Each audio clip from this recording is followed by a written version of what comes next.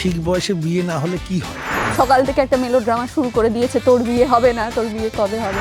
ইন্ডিয়ার ইকোনমির মতো উন্নয়নশীল, মানে আমরা এখনো উন্নত হয়ে যায়নি আর কি। আমি এটা কিন্তু বুঝতে পারলাম না, এটা কমপ্লিমেন্ট হলো না খারাপ কথা বলা। না, একটা মেয়ে যে টিনেজ পেরিয়েছে, কলেজ পেরিয়ে 40 বছরের একজন মহিলাও হতে পারতো, 35 বছরের একজন মহিলাও হতে পারতো। এই প্রশ্নের উত্তর দেওয়াটা খুবই কঠিন। ওখানে মাথা ঠান্ডা রাখাটা না খুব মুশকিল হয়ে যায়। নমস্কার সকলকে, আমি সুরাঙ্গনা বন্দ্যোপাধ্যায়। আমি জয়দীপ ব্যানার্জি। আজকে আমরা সবাই মিলে গো বংয়ের একটা আড্ডায় এসছি বলা যেতে পারে। বাকিরা অনেকেই আমাদেরকে প্রশ্ন করছে, কিন্তু আজকে আমাদের কয়েকটা নিজেদের প্রশ্ন আছে নিজেদের প্রতি। আমি প্রথম প্রশ্নটাই জয়দীপদাকে করতে চাই। দেখো, আমি তো অনেক পরে যুক্ত হয়েছি কাজটার সঙ্গে। আমি অডিশন দেওয়ার পর you have been grateful enough to select me, কিন্তু আমার প্রশ্নটা হচ্ছে এই কাজটার কনসেপশনটা কোথা থেকে? আচ্ছা, হ্যাঁ, এটা তো খুবই সহজ প্রশ্ন। এটা অনেকবারে উত্তর দিতে হয়েছে আসলে। এটা বেসিক্যালি সৌমিতের একটা ব্লগ ছিল, ফেলুদি বলেও ফেসবুকে একটা লিখতো। এটা তোমার তো খেয়াল করেছো হয়তো সেই সময় 2017-18 সেই সময়। তো তখন থেকেই আমাদের একটা ইচ্ছে ছিল যে এটা নিয়ে কাজ করার বা অডিও ভিজুয়ালি কিছু করার। তো ফাইনালি একবার ভেবেছিলাম সিনেমা করব, তারপর অবশেষে যখন সিরিজ করব ঠিক হয় এবং ক্লিক থেকে রাজি হন ওরা যে এটা মানে ডিটেকটিভ চারুলতা নামটা ইনফ্যাক্ট তারও পরে এসছে, মানে তখনও অবধি এটা ফেলুদিই ছিল। তো পরবর্তীকালে আমি ওই সন্দীপ রায়ের কাছে যখন যাই যে ওনাকে জানাতে, যেহেতু এটা ফ্যান ফিকশন এবং এটা অনেকাংশেই ফেলুদার গল্পগুলোর কাছে ঋণী, প্লট ওয়াইজ নয়, কিন্তু চরিত্র এবং যে ওয়ার্ল্ডটা সেটা অনেকটাই ফেলুদার থেকে হোমাজ দেওয়া রয়েছে। তো সেক্ষেত্রে সন্দীপ রায়ের সাথে একবার ওনার অনুমতি তো অ্যাজ নয়, কিন্তু ওনাকে জানানোটাও একটা ইচ্ছে ছিল। তো যখন যাই তখন উনি বলেন যে তুমি বাকিগুলো যেভাবে তোপসে তোমার গল্পে যেভাবে তপু হয়ে গেছে বা সিধু জ্যাঠা যেভাবে সিধু দি হয়েছে, তো কেন তুমি ফেলুটাও বা রিটেন করছো, ওটাকেও তো একটু পাল্টে দেওয়া যায়। তো সেইখান থেকে ডিটেকটিভ চারুলতাটা শুরু হয় আর কি। তোর কেমন লাগলো বলতে, এমনি সত্যি করে বলতে, বাকিগুলো যেগুলো বলছিস যে জয়দীপদা দারুণ ঠান্ডা মাথায় কাজ করেছে, ওগুলো বাদ দিয়ে একটু আসলটা বলতো। তুমি সত্যি ঠান্ডা মাথায় কাজ করো, এবং আমরা যে পরিস্থিতিতে কাজ করি ওখানে মাথা ঠান্ডা রাখাটা না খুব মুশকিল হয়ে যায়। যে এইটুকু সময় কাজ করছি, এতটা কাজেই সেখানে যদি কেউ ঠান্ডা মাথায় কাজ করে, আমি কেন বেকার সব জায়গায় গিয়ে বলবো যে না জয়দীপদা খুব স্ট্রিক্ট ছিল? আরে ছিল না, কি মুশকিল, একটা ফ্লেক্সিবল মানুষ, is such a good director. আচ্ছা, তোমার টিম নিয়ে আমার একটা প্রশ্ন আছে। প্রাঞ্জলদার সাথে তো তুমি আগে অনেক কাজ করেছো। তিনটে কাজ হয়। হ্যাঁ, তো তোমার কাজ করার আগে থেকেই কি তুমি ডিসাইড করেছিলে যে মানে চারুলতার কনসেপশনে আগে থেকেই that you would work with প্রাঞ্জলদা, নাকি এই কাজটার ক্ষেত্রে মনে হচ্ছে যে প্রাঞ্জলদার সাথে? না, আমার আসলে মানে শুধু প্রাঞ্জল না, মানে অনির, প্রাঞ্জল, সৌমিত, যেমন আমি লাস্ট 5-6 বছরে যা কাজ করেছি সবই সৌমিত লিখেছে, এবং আমার আশা আগামী 10 বছরেও যা কাজ করবো সৌমিতই লিখবে। তো ফলে এটা না খানিকটা মানে কাজ করতে করতে বোঝা যায় যে আমি এর সাথে স্বচ্ছন্দ, এর সাথে আমি কোথাও একটা সেম প্লেনে আসতে পারছি। তো নিশ্চয়ই আমি বাকিদের সাথেও কাজ করতে চাই, এই কোলাবোরেশনের প্রসেসটা তো খুবই ইন্টারেস্টিং। তো মানে যে কারণে ধর অ্যাক্টারদের ক্ষেত্রে আমি খালি চেষ্টা করি রিপিট না করার, কেননা এত পুল অফ অ্যাক্টার্স রয়েছে এবং আমার উইশ লিস্ট যেটা আছে সেখানে এত মানুষ রয়েছে। তো কিন্তু টেকনিশিয়ানদের ক্ষেত্রে এক হচ্ছে মানে সেরকম টেকনিশিয়ান খুব ভালো যাদের সাথে আমি কাজ করতে চাই সেরকম সংখ্যা হাতে গোনা। দ্বিতীয়ত হচ্ছে যে আমাদের বাজেটের একটা ইস্যু থাকে, মানে আমি তো ডেফিনেটলি যে সমস্ত যাদের নাম বলবো তাদেরকে আমি অ্যাফোর্ড করতে পারবো না। তো ফলে আমাকে সেরকম টেকনিশিয়ানই খুঁজতে হয় যারা কেরিয়ার ওয়াইজ আমার জায়গায় রয়েছে। মানে আমি এবং প্রাঞ্জল দুজনেরই মানে কেউই এখনও ওই অর্থে তারকা হয়ে যায়নি বা আমরা একটা বিশাল টাকা নিই না।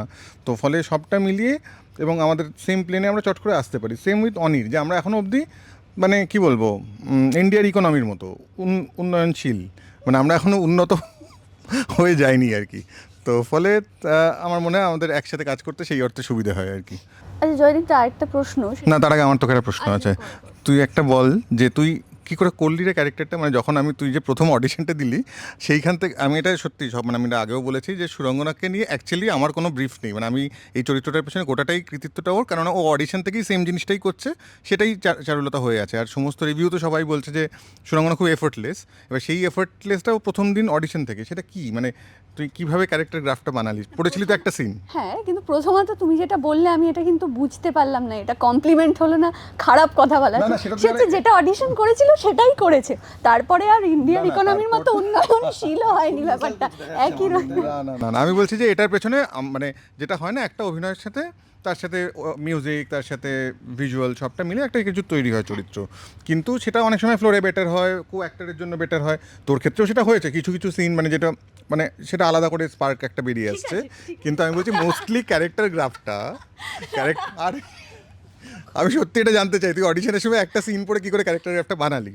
মানে তুই যখন আমি অডিশনটা দেখলাম আমার মনে হলো এটা সুরঙ্গনা নয়, এটা চারুই। সেটা কি ছিল? না কিছু তো বললো না।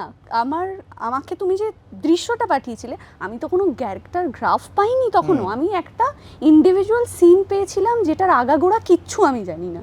সেইটাই তুই সুরঙ্গনার থেকে কি পাল্টেছিলি? কারণ দেখো, তুমি যে একদমই আমায় ব্রিফ দাওনি তা কিন্তু নয়, তুমি প্রথমে একবার আমায় করে পাঠাতে বলেছিলে, আমি একটা অডিশন পাঠিয়েছিলাম, কিন্তু তুই আর পাঠাসনি? পাঠিয়েছিলাম তো, তারপরে কিন্তু আমি তো রেকর্ড তো করেছিলাম, তারপরে তুমি বললে পাঠানোর প্রয়োজন নেই।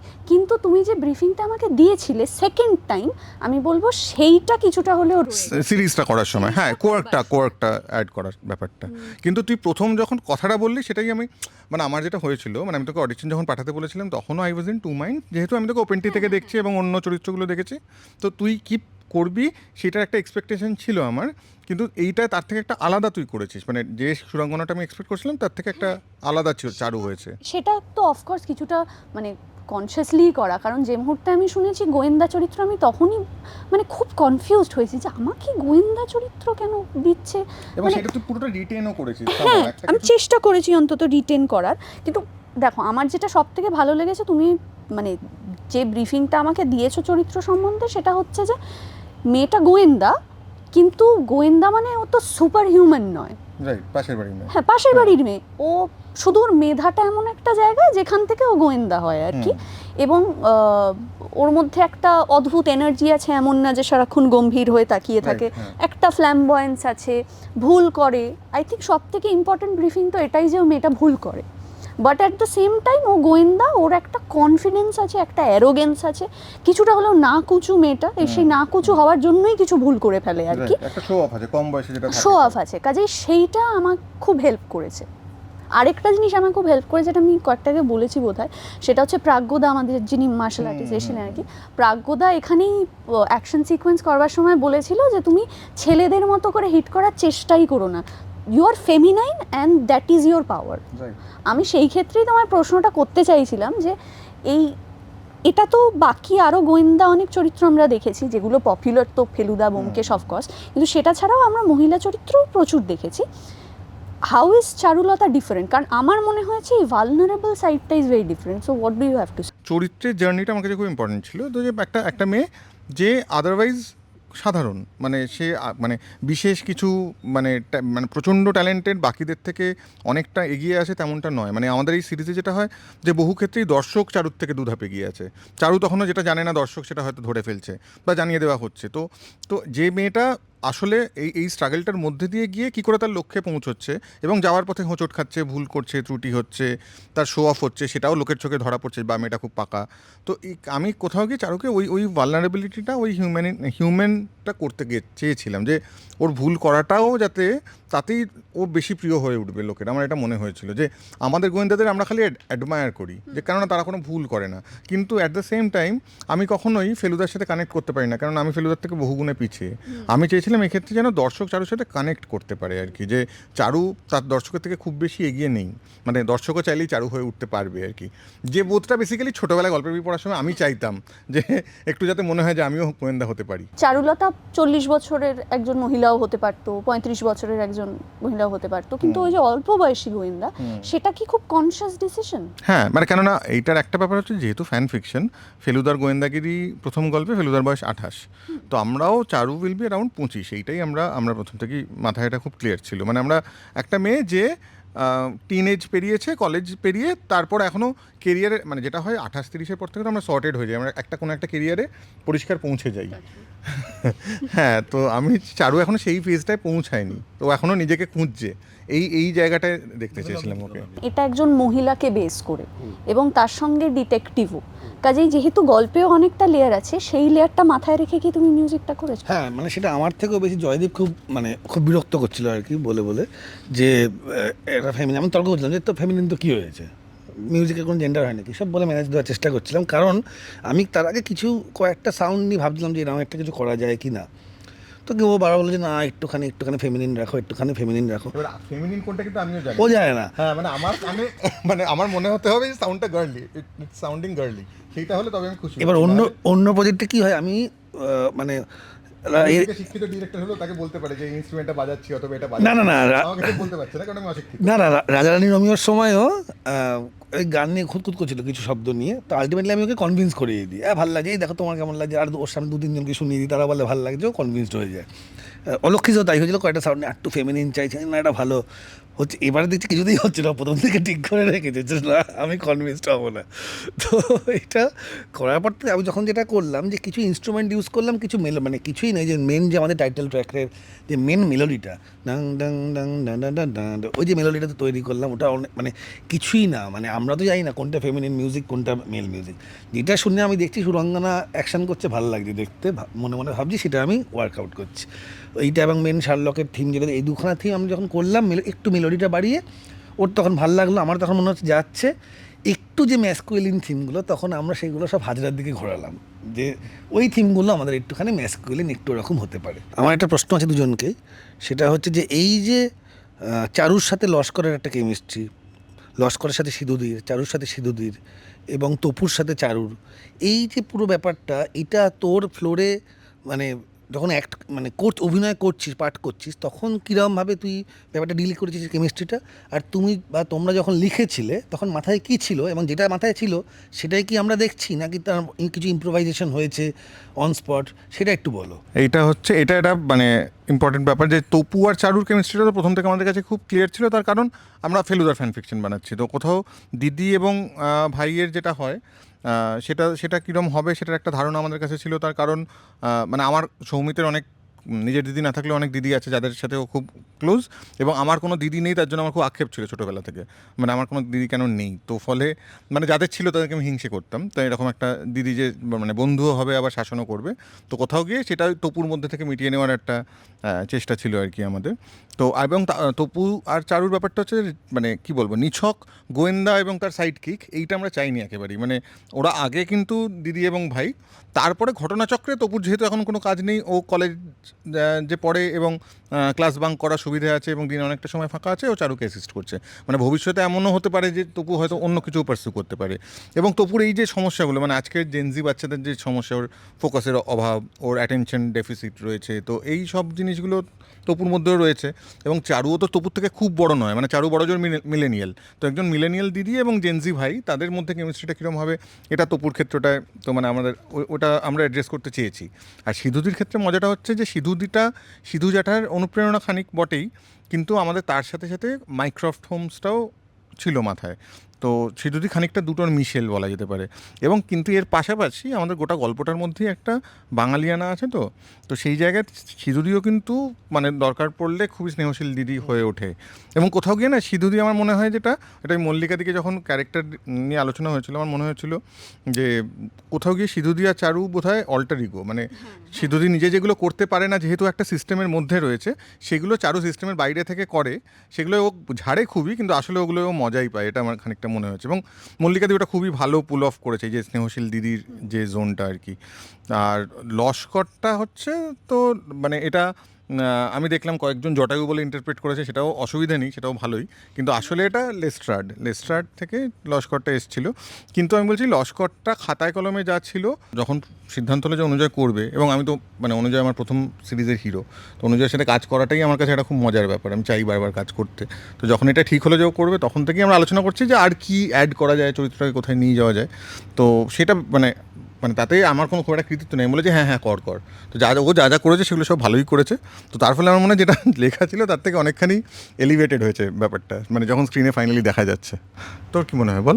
আমার দেখো রিহার্সালেই ফিগার আউট করতে করতে গেছি, আমরা যে দু একটা রিহার্সাল করেছিলাম একসঙ্গে, সেগুলো খুব বেনিফিশিয়াল হয়েছিল মনে হয়েছে। আর লস্কর আমার প্রিয় চরিত্র গোটা সিরিজটায়, আমার নিজের সবচেয়ে পছন্দের চরিত্র লস্কর, এবং সেটা অনুজয়দা ব্রিলিয়েন্টলি পোর্ট্রে করেছে আমি বলবো। মানে একটা সিরিজের হিউমারটাও একটা কিন্তু ইম্পর্টেন্ট বেস, মানে হিউমার মানে যে লোকে যে কমিক যেভাবে বোঝে সেটা না, but humour is a very important factor in any film I feel. হ্যাঁ, আর ওটা ওই চাপটা ছিল যে কোথাও গিয়ে ভাড়ামো না হয়ে যায়, ওটা খুব সূক্ষ্ম একটা ব্যালেন্সের ওপর ছিল, যেটা অনুজয়দা চমৎকারভাবে করেছে, যে কখনো ভাড়ামোও হতে দেয়নি, কিন্তু হিউমারটা ভীষণভাবে বজায় রেখেছে এই লস্কর চরিত্রটা। আর সেটা খুব সিচুয়েশনাল একটা হিউমার, এমন না যে পেটে কেউ খোঁচা দিয়ে হাসাচ্ছে, সেটা নয়। আর আমার সব থেকে ইন্টারেস্টিং লেগেছে আর্কটা লস্করের, যেখান থেকে শুরু হয়। মানে ইনিশিয়ালি মনে হয় যে লোকটা কয়েকটা ক্ষেত্রে মনে হয় ও কি হালকা পেট্রিয়ার্কাল, ও বাবা কীরকম যেন পুরনোপন্থী মানে ধ্যান ধারণা। সাধারণ মানুষ সাধারণ মানুষ যতটা মানে সোসাইটি যতটা আর কি মাথার ওপর চেপে বসে ততটুকু আর কি। সে কাজটা নিয়েও কি খুব একটা স্যাটিসফাইড তা নয়, কাজটা খুব একটা ভালো পারে সেটাও কেউ জানে না, কিন্তু একটা পয়েন্ট থেকে বোঝা যায় যে না, লোকটার অনেকগুলো শেড আছে, লোকটা শুধু এইটা নয়, লোকটার মধ্যে একটা সাংঘাতিক ব্রেভারি আছে, যেটা প্রথম থেকে মনে হয় যে লোকটা বোধহয় ভীতু, কিন্তু একেবারেই নয়। ও পুলিশের চাকরিটা সিস্টেমের মধ্যে থেকেই করছে, but at the same time ও কিন্তু যখন প্রয়োজন হয় ঠিক চারুর পাশে গিয়ে দাঁড়ায়। লস্কর আসলে চিরন্তন বাঙালি, অ্যাবসলিউটলি বাঙালি, 100% বাঙালি একটা চরিত্র। আর ঠিক সেভাবেই সিধুতিও চারুর পাশে এত সুন্দরভাবে দাঁড়ায়। আমার যেটা মনে হয় যে চারু যেরকম ধরনের মানুষকে আইডলাইজ করতে পারবে, সেরকম মানুষ ওর চারিপাশে খুব বেশি নেই, যার জন্য কিছুটা হলে ও সিধুতিকে আইডলাইজই করে। যার কারণে সিধুতিকে যখন দেখে যে সিস্টেমের বাইরে বেরোতে পারছে না, ওর রাগটা সেইখান থেকে হয়। আর তপুর সাথেও যে সম্পর্কটা চারুলতার, সেটা আমার তো সব থেকে মানে মিষ্টি একটা সম্পর্ক মনে হয়েছে স্ক্রিপ্টে সেটা। কারণ আমিও আমার ভাইদেরকে ঠিক এইভাবেই ট্রিট করি। মানে আমার খুব মজার লাগে, একটা সিন আছে যেখানে তপু ঘুমিয়ে পড়েছে সোফাতে, আমি ওটা মাথায় যেভাবে চাটিটা মারি, ওটা করার কথা ছিল না আমার, কিন্তু আমার ভেতর থেকে ওটাই বেরোয় যায়, তো বাচ্চা শুয়ে ওটা এখান থেকে কাজ কর। কাজে এই চরিত্রটা এতটা রিলেটেবল আমার মনে হয়। ওইগুলো মানে যখন ম্যাডি এবং তপুর যে কেমিস্ট্রি ডেভেলপ করে, তখন তোর ওকে যে লেগ পুল করাটা এমন না যে ও খুব বকাঝকা করছে, ও কিন্তু খুব খুশি ব্যাপারটায় যে এই ম্যাডি আর তপু এই দুটো চরিত্রের মধ্যে একটা ভালো লাগা তৈরি হয়েছে। আচ্ছা, ভাইয়ের একজন বান্ধবী হতে পারে এটা ভেবে কিন্তু ভীষণ খুশিও। কাজে মনে হয় যে অনেকভাবে চারুলতা খুব রিলেটেবল একটা চরিত্র আর কি মানুষের জন্য। কারণ যে সংলাপগুলো আছে সেগুলো এতটা রিলেটেবল। মানে ওর বিয়ে হচ্ছে না, কাকা চাপ দিচ্ছে, হ্যাঁ, বাড়ি ফিরলেই এটা নিয়ে আলোচনা হচ্ছে এবং তার সাথে দেখা করতে যেতে বলা হচ্ছে। কাকাকে জিজ্ঞেস করছে তুমি কি সুখেন দাসের ফ্যান নাকি, কারণ সকাল থেকে একটা মেলোড্রামা শুরু করে দিয়েছে, তোর বিয়ে হবে না, তোর বিয়ে কবে হবে। কাজে মনে হয় খুব রিলেট করতে পারবে দর্শক। আচ্ছা, যখন বিয়ের প্রসঙ্গই উঠলো, তাহলে তোমার দুজনকে একটা প্রশ্ন করি, যে ঠিক বয়সে বিয়ে না হলে কি হয়? দেখো, আমি তো বিবাহিত, ফলে আমার এই প্রশ্নের উত্তর দেওয়াটা খুবই কঠিন। আমার মনে হয় সুরঙ্গনাকে বিভিন্ন ইন্টারভিউতে আমি দেখেছি লোকে বিয়ে নিয়ে প্রশ্ন করে, সুরঙ্গনাই বলুক। না, এটার একটা বড় বিজ্ঞ উত্তর আমি দিতে পারি, কিন্তু আমার মনে হয় ঠিক বয়সে বিয়ে না হলে কি হয় সেটা জানতে আপনাদেরকে চারুলতা দেখতে হবে। আর ঠিক যেরকম প্রাঞ্জলদা বলে, ক্লিক করতে হবে, সাবস্ক্রাইব করতে হবে এবং আমাদের নতুন সিরিজ ডিটেকটিভ চারুলতা দেখতে হবে। এবং ভালো খারাপ যাই লাগুক আমাদের জানাতে হবে প্লিজ। যদি যা যা খারাপ লাগবে বিশ্বাস করুন আমরা সিজন 2 শুধরে নেব।